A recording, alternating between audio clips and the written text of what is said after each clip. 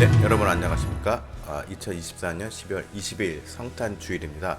오늘부터 이제는 스바냐 시리즈를 앞으로 3주간에 걸쳐서 여러분들과 함께 말씀을 나누겠습니다. 오늘은 첫 번째 시간으로 찌꺼기같이 가라앉은 자의 삶에서 벗어나라 라는 제목으로 스바냐서 1장 1절에서 12절까지의 말씀을 가지고 함께 하겠습니다. 그 중에서도 오늘은 12절 말씀을 같이 보겠습니다. 그때 내가 예루살렘에서 찌꺼기같이 가라앉아서 마음속에 스스로 이르기를 여호와께서는 복도 내리지 아니하시며 화도 내리지 아니하시리라 하는 자를 등불로 두루 찾아 벌하리니. 스바냐 선지자는 다른 선지자들과는 다르게 왕족 출신의 선지자였습니다. 바로 4대 위의 조상인 히스기야 왕의 자손인 것입니다. 스바냐서는 총 3장으로 구성되어 있으며 1장은 유다에 대한 하나님의 진노와 심판에 대해서 선포하고 있습니다. 2장은 예루살렘과 하나님의 심판의 도구로 쓰신 모압과 암몬과 그리고 주변 악을 행한 민족들을 향한 심판을 예고하는 말씀입니다. 그리고 마지막 3장은 심판 이후의 회복에 대한 말씀으로 구성되어 있습니다. 이제 1장의 내용을 살펴보면서 저는 또 눈에 들어오는 구절이 있었습니다. 바로 오늘 본문인 12절의 말씀입니다. 1장 전체의 내용을 정리하면서 12절의 의미에 대해서 보다 깊이 살펴보도록 하겠습니다. 오늘 본문의 2절을 보면은 여호와께서 이르시되 내가 땅 위에서 모든 것을 진멸하리라 라고 하십니다. 일단 1장 서두에 보면은 하나님께서 굉장히 분노하고 계심을 확인할 수 있습니다. 그 분노의 이유는 무엇일까요? 아래 구절을 통해서 구체적으로 언급되고 있습니다. 4절, 5절, 6절, 7절을 보면은 4절 내가 유다와 예루살렘의 모든 주민들 위에 손을 펴서 남아있는 바알을 그곳에서 멸절하며 그마림이란 이름과 및 그 제사장들을 아울러 멸절하며. 5절 또 지붕에서 하늘의 뭇 벼락에 경배하는 자들과 경배하며 여호와께 맹세하면서 말감을 가리켜 맹세하는 자들과. 6절 여호와를 배반하고 따르지 아니하는 자들과 여호와를 찾지도 아니하며 구하지도 아니한 자들을 멸절하리라. 먼저 4절은 가나안에 정착한 이스라엘이 그 땅의 토착 종교인 바알신을 섬긴 것에 대한 하나님의 분노를 말합니다. 여기에 또 중요한 단어가 나오는데 바로 그마림입니다. 이는 바알을 숭배하는 가나안의 제사장에 대한 명예로운 호칭입니다. 즉 당시 가나안 사람들뿐 아니라 바알을 섬겼던 이스라엘조차 이 제사장들을 존경하였다는 점에 하나님의 분노가 더했다는 것을 알 수 있습니다. 오늘날에도 보면은 꼭 타종교를 언급할 필요 없이 교회 안에서도 신앙생활을 한다고 하면서 교회의 몸 되시는 예수 그리스도를 믿고 말씀에 의지하는 것이 아니라 목사님 자체를 섬기며 목사님의 목회 철학과 목사님의 말씀을 더 따르는 것이 믿음이라고 착각하는 성도들이나 재직들이 있습니다. 어찌 보면 이러한 잘못된 믿음도 21세기 기독교 안에서 비틀어져 왜곡되어 자라난 현대의 그마림을 따르는 행위라고도 볼 수 있을 것입니다. 성도는 교회의 주인이신 예수 그리스도의 삶과 그 정신이 담겨있는 말씀을 통해서 살아가야 합니다. 그렇지 않고 사람에게 복종하게 되면 그 교회의 주인이 바뀌게 되고 그 목회자는 바로 21세기판 그마림이 되는 것임을 우리들은 경계해야 할 것입니다. 5절의 내용은 이스라엘 역시 당시의 가나안 토착 종교였던 1월 성신을 섬기는 행위에 대한 말씀입니다. 그리고 말감은 암몬 족속의 신인 밀곰으로 해석가들은 보고 있는데 이 밀곰은 솔로몬이 드린 후궁들에 의해서 들어온 종교였습니다.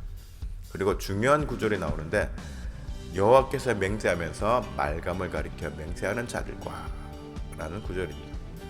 당시에도 유다와 이스라엘은 하나님을 섬기겠다는 신앙 고백을 하면서도 말감을 섬기는 종교적 혼합주의라는 죄악을 저질렀던 것입니다.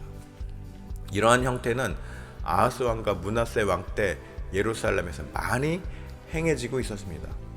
오늘날에도 기독교를 포함해서 모든 종교의 대통합 등의 어떤 운동이 일어나고 있음을 알고 있습니다. 그런데 이건 명백히 하나님 앞에서 심판받을 죄악임을 말씀은 분명히 밝히고 있는 것입니다. 6절의 내용을 보면은 두 종류의 사람들이 묘사되고 있습니다. 첫째로 하나님을 배반한 사람들입니다. 이들은 적극적으로 하나님을 거부하고 떠난 사람들입니다. 이건 뭐 이야기할 필요도 없겠죠. 두 번째로는 다소 피동적인 사람들, 즉 여호와를 찾지도 아니하며 구하지도 아니한 자들을 말합니다. 그런데 하나님은 앞에 첫째와 둘째 이들 모두가 심판의 대상인 죄인들이라고 말씀하십니다. 여기서 우리들은 두 번째에 주목할 필요가 있습니다. 성도라고 하는 우리들은 대놓고 배교 행위를 하지는 않습니다. 그러나 때에 따라서는 신앙의 슬럼프다 하면서 말씀 읽기, 하나님을 찾는 행위 같은 거, 이것들을 게을리하고 또 기도도 열심히 하지 않을 때가 있습니다. 그런데 역시도 분명히 죄라고 말씀하시는 것임을 우리는 잊지 말아야 합니다. 그리고 이후 말씀을 통해서 하나님의 심판에 대한 구체적인 경고가 마지막 9절인 18절까지 이어집니다. 그런데 12절 말씀에서 아주 독특한 표현이 나옵니다. 아까도 읽었지만 12절 다시 한번 보겠습니다. 그때 내가 예루살렘에서 찌꺼기같이 가라앉아서 마음속에 스스로 이르기를 여호와께서는 복도 내리지 아니하시며 화도 내리지 아니하시리라 하는 자. 자, 찌꺼기같이 가라앉아서 라는 표현이 있죠. 이게 과연 무슨 의미일까요? 그런데 이러한 표현은 예레미야서에서도 나옵니다. 예레미야서 48장 11절에 보면은 모압은 젊은 시절부터 평안하고 포로도 되지 아니하였으며 마치 술이 그 찌꺼기 위에 있고 이 그릇에서 저 그릇으로 옮기지 않음 같아서 그 맛이 남아있고 냄새가 변하지 아니하였도다. 자, 예레미야 48장에 나오는 찌끼는 술의 찌꺼기를 말합니다. 이는 당시 모압인들의 경제적 풍요 속에서 오래 묵혀 맛이 좋은 포도주를 설명하는 가운데 나온 표현입니다. 그러면 오늘 본문의 찌꺼기같이 가라앉았다라는 표현은 무엇을 상징하는 것일까요? 바로 신앙적 나태함과 시대의 죄악성에 노출되어서 자신도 오염되어 있음을 깨닫지 못한 일종의 안일함을 설명하고 있는 것입니다. 자, 오늘날 우리들은 복음과 믿음과 구원에 대해서 오해를 할 때가 있습니다. 어떤 오해일까요? 나는 예수 그리스도를 믿고 죄를 회개하였다. 그래서 죄사함을 받았으니 구원 받았음을 확신한다 라고 이야기합니다. 그리고 때로는 또 간증을 하기도 합니다. 네, 그런 믿음의 확신 좋습니다. 네, 구원의 확신이 있는 거 좋습니다. 그런데 그 믿음의 확신만큼 자신의 행위가 믿음의 열매로 나타나지 않고 오히려 반도덕적, 반사회적 행위를 하면서 하나님의 정의에 소극적이거나 방관하는 삶을 살고, 그리고 그러한 삶 속에서 여전히 구원의 확신에 찬 그런 구원론에 빠져 있다면 그런 사람이야말로 바로 찌꺼기같이 가라앉은 사람이라는 것입니다. 바울 사도도 늘 말씀드리는 것지만 우리의 믿음과 구원을 여정 혹은 경주로 표현했습니다. 즉 우리 삶이 끝날 때까지 믿음의 질주를 멈추지 말아야 한다는 것이죠. 그리고 구원은 바로 결승점을 통과해야 얻을 수 있는 것임을 강조하고 있습니다. 그렇죠? 네. 자, 오늘은 성탄주일입니다. 그리고 이제 곧 크리스마스가 다가오죠. 크리스마스가 무슨 날입니까? 성탄절이 무슨 날이죠? 예수님께서 이 땅에 오신 날이죠. 왜 이 땅에 오셨죠? 네, 죽으려고 오셨습니다. 예, 그렇죠? 십자가 희생을 통해서 우리들을 믿음의 여정의 출발선에서 설 수 있는 경기에 참여할 수 있는 기회를 주시기 위해서 오신 것입니다. 그전에는 어땠어요? 아예 경기에 참여할 기회조차 없었죠. 네. 그렇기 때문에 믿음의 시작은 구원의 완성이 아니라 구원으로 향하는 여정에 참여해야 했던 것을 의미하는 것입니다. 따라서 우리들은 성도로서 믿음의 여정을 가면서 그 안에 주어진 모든 룰들을 잘 지켜야 합니다. 그렇죠? 그래야지 경기에 끝까지 참여할 수 있습니다. 룰을 어기게 되면 어떻게 해요? 실격을 하게 되죠. 실격을 하게 되면은 그 경기를 완주할 기회마저 박탈당할 수 있다는 것을 우리는 기억해야 합니다. 그 존 버년의 철로 역정이라는 책을 보면은 정말 우리들의 믿음은 이러한 여정이구나라는 것을 아주 이야기로서 아주 세세하게 설명해주고 있죠. 네, 주인공을 통해서 천국까지 향하는 그 모든 여정에 여러 가지 일들을 겪습니다. 가다가 도중에 샛길로 빠지기도 해서 고생도 하다가 다시 돌아와서 다시 또 제 길을 찾아서 가다가 또 의심이 들어서 또 샛길로 빠지다, 또 유혹을 받아 또 샛길로 빠지다, 이러다가 결국은 종착지에 도착합니다. 그렇게 길지도 않아요. 두껍지도 않습니다. 여러분 혹시 안 읽어보신 분이 계시다면 읽어보시기 바랍니다. 정말 이 복음에 대해서, 이 믿음의 여정이라는 이 내용에 대해서 아주 확실하게 또 구체적으로 디테일하게, 그러면서도 재미있게 존 버년이 이제 쓴 소설이죠. 소설인데 이 복음을 모델로 한 그런 소설이죠. 너무나도 그 믿음에 대해서, 우리들의 삶의 여정에 구원에 대해서, 구원이란 어떤 것인가, 우리들이 어떻게 살아야 할 것인가에 대해서 확실하게 정의를 해줄 수 있는 그런 책이라고 말씀드릴 수 있습니다. 한번 읽어보시기 바랍니다. 12절 이제 끝부분을 보면은 등불로 두루 찾아서 벌하리니 라고 나와 있습니다. 등불을 들고 두루 찾는다는 것은 어떤 의미일까요? 아주 상세히 꼼꼼하게 밝혀낸다는 것이죠. 아주 샅샅이 뒤진다는 것이죠. 구석구석 이렇게 빛을 비춰가면서.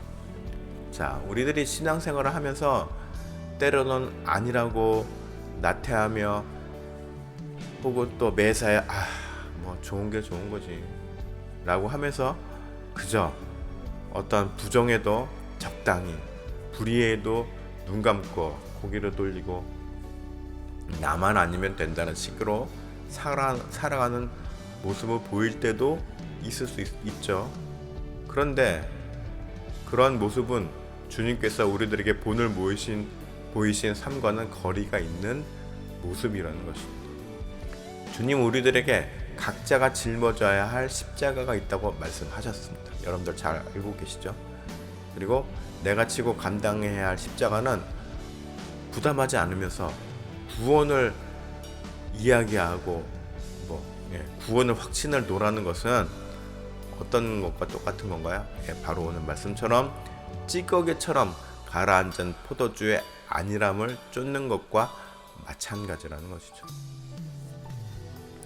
오늘 언급한 하나님의 죄에 대한 말씀에 우리들은 어느 부분 하나 마음 편히 적용할 수 없습니다. 적용이 안 되는 것이 없죠. 그만큼 죄에 대해서 무감각한 마음을 우리는 깨워야 하는 것입니다. 말씀을 읽으면서 주님을 만나고 기도로 주님과 서로 교통하는 삶 속에서 영육간의 나탐이나 안일함에서 벗어나고자 하는 노력 역시 요구되고 있습니다. 자, 이게 그런데요. 우리들의 삶이 평안할 때는 정말 나태해지기 쉽습니다. 그렇지 않나요? 우리들의 삶에 어떤 텐션이 계속 있을 때에는 계속 하나님을 찾게 됩니다. 그리고 막 불안하니까는 기도하게 되고, 그런데 조금이라도 좀 주변 상황이 평안해지고 그러면은 금방 또 나태해져. 이게 참 사람이 저도 그렇고 그래서 계속 하나님께서는 우리들의 삶에 어떤 텐션을 주시는 것 같습니다. 예, 나태해지지 말라고. 나태해지는 것은 곧 죄에 빠질 수 있는 확률이 높아지고 그러면 또 믿음 생활에서 멀어질 수 있는 가능성이 커지기 때문에 그래서 하나님께서는 하나님의 자녀들에게 늘 텐션을 주시고자 하십니다. 왜요? 긴장의 끈을 놓치지 말라. 그래서 제 삶에 늘 그렇게 텐션이 있는 것 같습니다. 힘들죠. 예. 텐션이 있으면 삶에 고난이 따르고 위기가 계속 있으면 힘들죠. 지치죠. 그런데 그럴 때마다 하나님을 찾으니 하나님은 계속해서 그렇게 텐션을 주실 수밖에 없습니다. 여러분들은 어떠십니까? 여러분들 삶에 텐션이 있으신가요? 그 속에서 주님을 찾으시나요? 아니면 평안함 속에서 늘 감사하며 하나님을 찾으시나요? 그런 삶도 복된 삶이죠. 네. 평안한 가운데서도 나태해지지 않고 늘 하나님을 찾으며 감사할 수 있다는 거. 네. 그러신 분들 있으면 정말 부럽습니다. 아무튼 여러분들 모두 내 삶의 주인이 누구인지를 다시금 똑바로 확인할 필요가 있습니다. 매번 우리는 확인을 해야 됩니다.